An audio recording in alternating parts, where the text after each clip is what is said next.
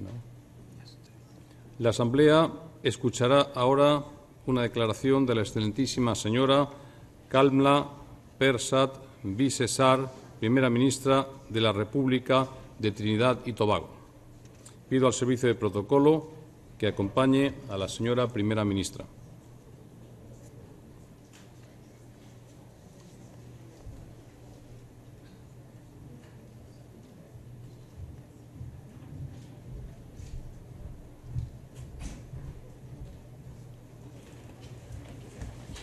Es para mí un placer dar la bienvenida a la primera ministra de la República de Trinidad y Tobago, excelentísima señora Kamla Persad-Bissessar, a la que invito a dirigir la palabra a esta Asamblea General. Thank you very much, Mr. President, Secretary General, Excellencies, ladies and gentlemen. This evening, as chairperson of the Conference of Heads of State and Government of the Caribbean Community, CARICOM, I am very delighted and honoured to extend to you, Excellency Ambassador Ash, congratulations on your assumption to the position of President of the 68th session of the General Assembly. Your elevation to preside over the central organ of the United Nations is testimony to the contribution that CARICOM as a grouping of small states continues to make to the advancement of the global agenda for peace, security and development. Indeed, it is evidence of the principle of the sovereign equality of all states enshrined in the Charter of the United Nations. Nowhere else is this principle more recognizable than in the General Assembly. Trinidad and Tobago is confident, Excellency, that you will discharge your mandate with distinction and in an impartial manner for the benefit of all states.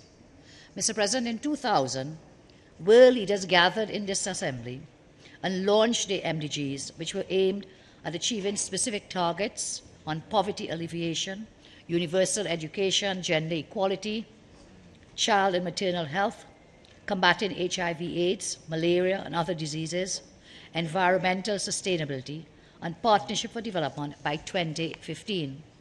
At that time, there was renewed faith in the UN as being the vehicle to assist developing countries, especially those most vulnerable, in their efforts to help reduce poverty and hunger, and to provide an enabling environment to assist states working as partners to develop their economies so that their people may live in conditions without persistent poverty, inadequate health, care, and other developmental ills.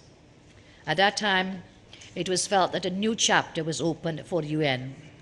It was seen as proactive, not reactive. And when we look back now from 2000 to the present, what is the reality?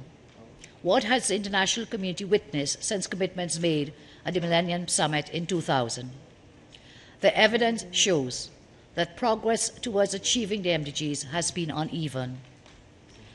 For us in Trinidad and Tobago, we have made some strides in achieving the goals, and indeed, in some cases, we have surpassed them. For example, with respect to the MDG relating to education, not only have we achieved universal primary education, we have also achieved universal secondary education, and we are working towards achieving universal early childhood education.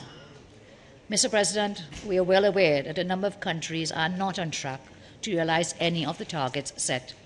By 2005, and again in 2010, it was evident that greater efforts were necessary if developing countries as a whole were to meet their MDG targets by the deadline. However, despite numerous constraints in a difficult international economic and financial environment, developing countries have done much to finance their own development.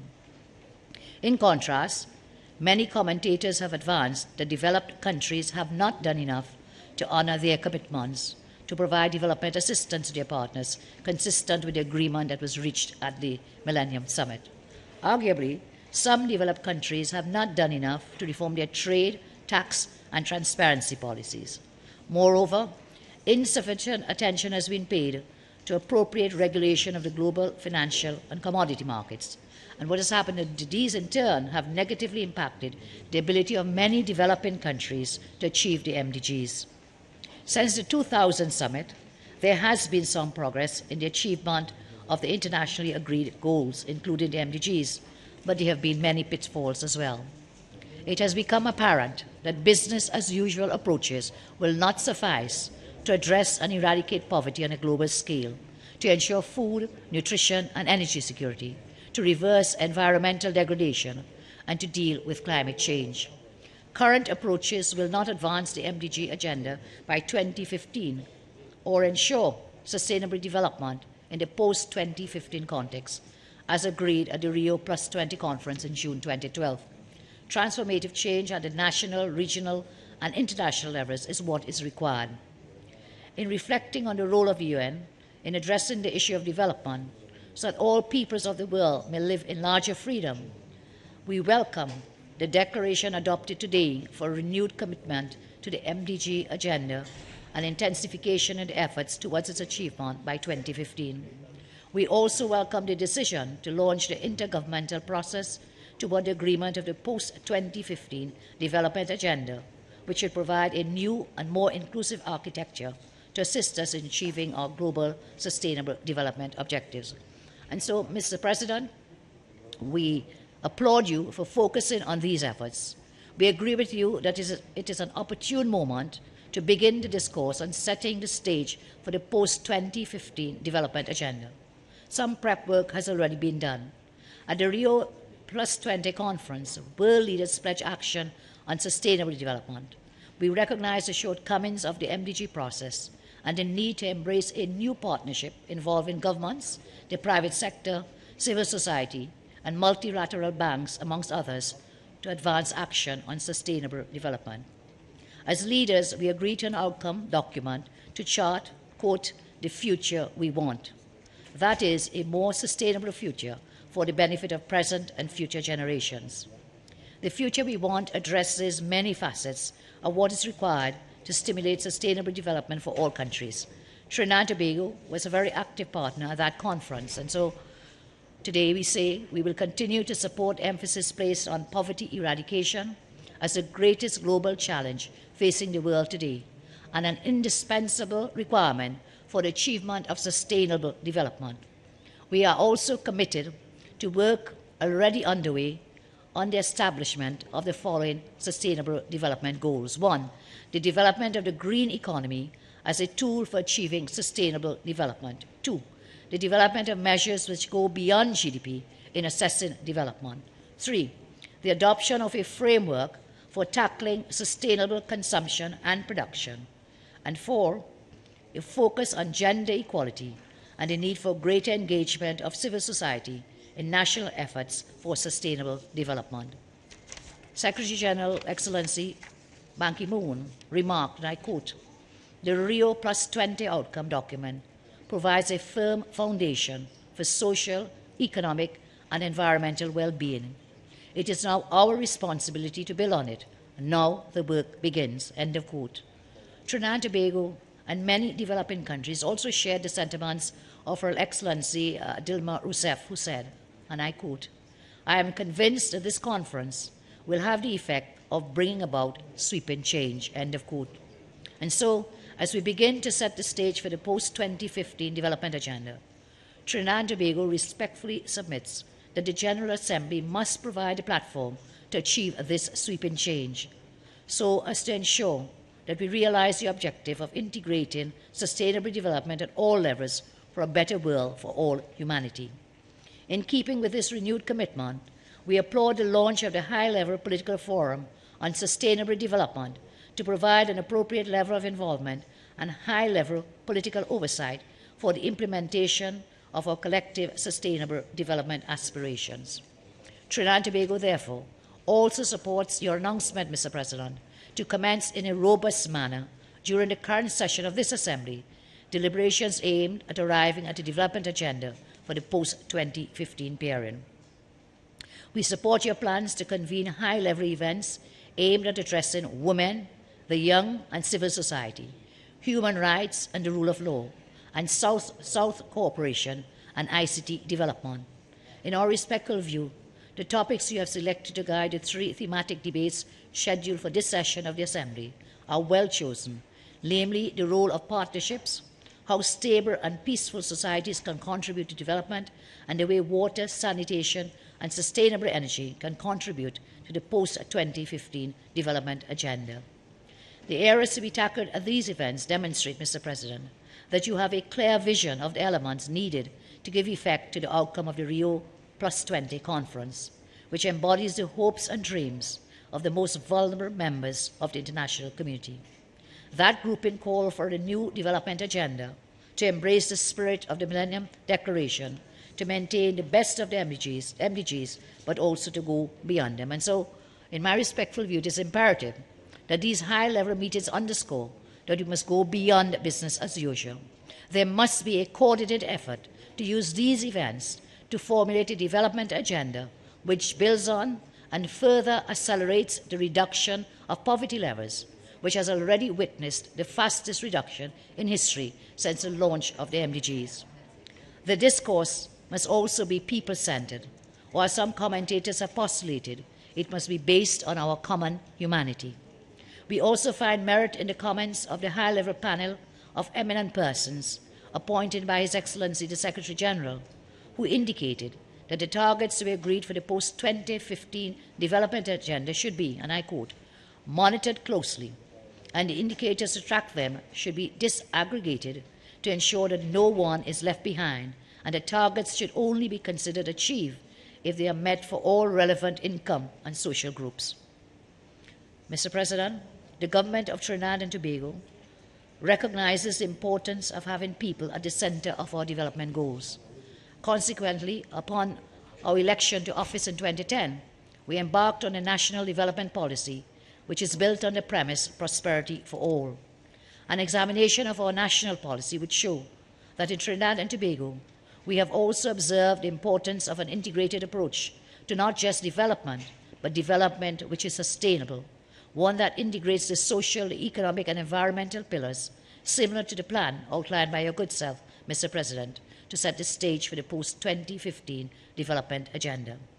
My government has implemented, with varying measures of success, 7 pillars intended to propel our country's development in order to achieve prosperity for all. If I may quickly itemize these, Excellency. 1, people-centered development. 2, poverty eradication and social justice. 3, national and personal security. 4, information and communication technologies. 5, a more diversified, knowledge-intensive economy. 6, good governance. And 7, foreign policy. Trinidad and Tobago will continue to do its part in assisting the community of nations to craft a post-2015 development agenda to integrate the social, economic, and environmental dimensions of sustainability. Mr. President, we join with other small island developing states in outlining our many development successes achieved through the SIDS, the Small Island Developing States leadership, as well as with the assistance of the international community.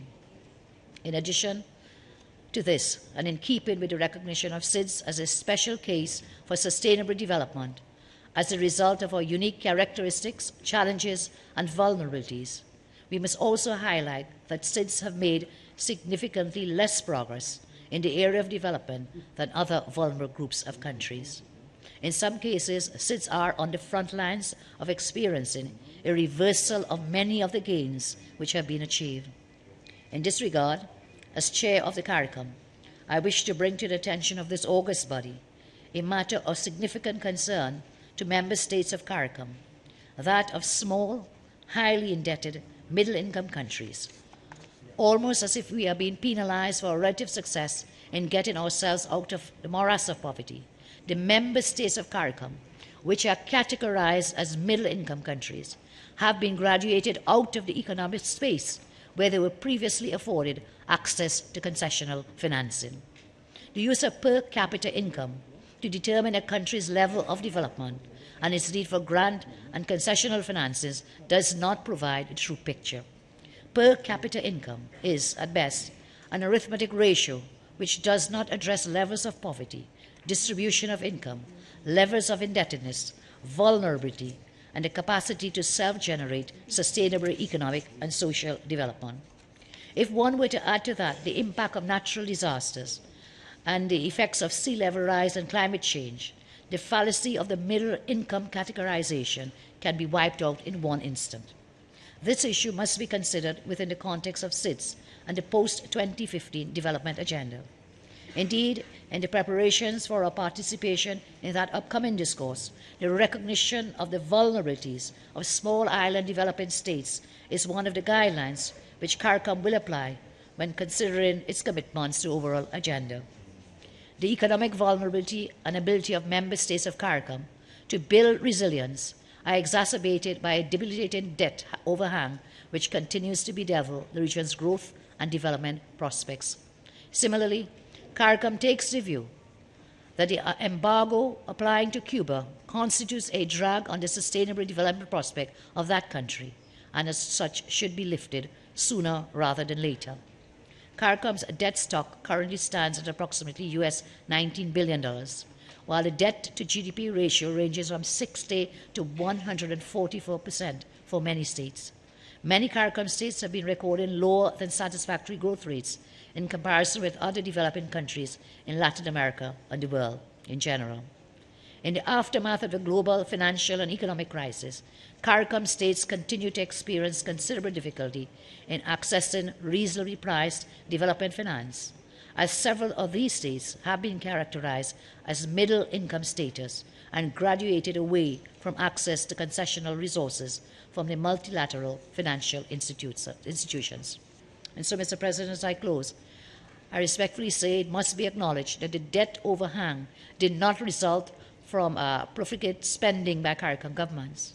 Instead, it resulted from the makeup of our countries, the geography of our countries, the history of our countries, our proneness to natural catastrophes, our very small physical size, which does not lessen the per capita cost of development expenditures for necessary economic infrastructure and necessary social development projects.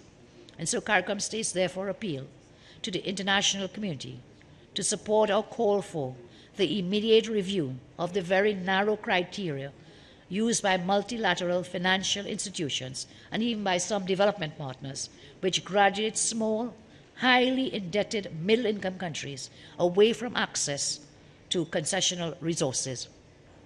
An early review of the economic and financial situation of graduated small, highly indebted middle-income countries towards developing programs for the orderly resolution of their debt overhang without compromising the future prospects of these states. In this regard, therefore, we look forward to participation in the third Global Conference on Small Island Developing States to be held in Samoa in September 2014, and to the observance of the International Year of Small Island Developing States also in 2014. I am of the respectful view that both this third SIDS conference and the International Year of SIDS come at an opportune time and will not only ensure the full implementation of the Barbados Programme of Action and its Mauritius strategy for the sustainable development of SIDS, but also that SIDS concerns are well articulated and adequately taken into account in the development of the post-2015 development agenda. This Assembly may recall, Mr. President, that during a general debate of the UN in 2011, both the Honourable Baldwin Spencer, Prime Minister of Antigua and Barbuda, and the Honourable Ralph Gonsalves, Prime Minister of St. Vincent and Grenadines, put forward a case for reparations for injustices suffered by African slaves and their descendants, citing that segregation and violence against people of African descent in the region had impaired their capacity for advancement as peoples and nations.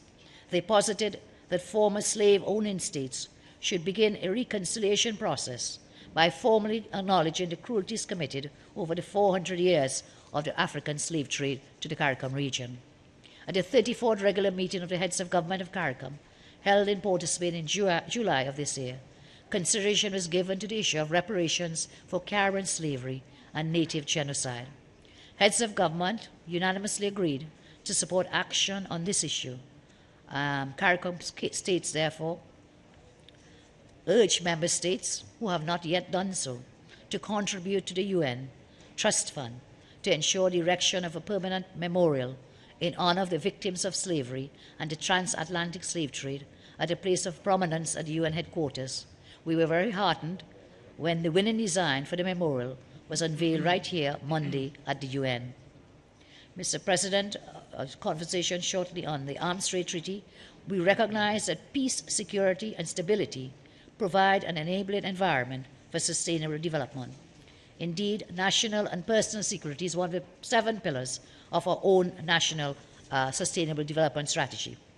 At the international level, we are stalwart supporters of the Arms Trade Treaty agreed to in March of this year, and which we have already signed and today deposited our instrument of ratification. In the light of our experiences and challenges with the impact of crime, violence, and the illicit trade in small arms and light weapons on our own development efforts, we would encourage all states who have not as yet done so to sign and ratify the Arms Trade Treaty so that it may come into force at the earliest opportunity. Indeed, Mr. President, with sadness, I would want to point to an incident which occurred only recently. One of our brilliant young citizens, Mr. Ravindra Ramanathan, a former President's Gold Medalist for Academic Excellence in Trinidad and Tobago, was killed last Saturday in the terrorist attack on Westgate Mall in Nairobi. He no doubt fell victim to illegal guns and other weapons in the hands of murderous terrorists. His death is merely one more example of the consequences of the illicit cross-border flows. Mr. President, on the Syrian crisis, we must say it must not be forgotten that good governance, respect for human rights, and the rule of law at the national and international levels are essential for the achievement of sustainable development.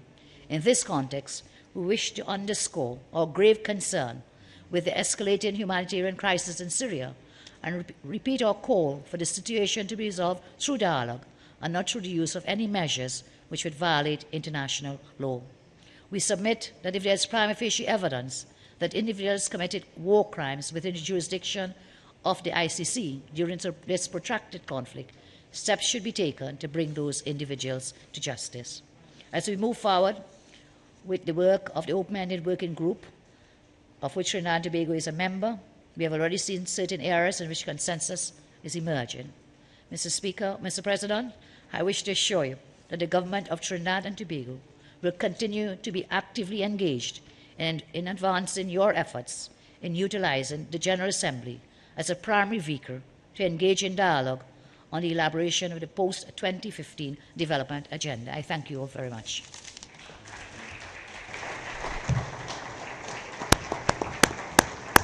En nombre de la Asamblea General, agradezco a la señora Primera Ministra de la República de Trinidad y Tobago la declaración que acaba de formular y pido al Servicio de Protocolo que acompañe a la señora Primera Ministra.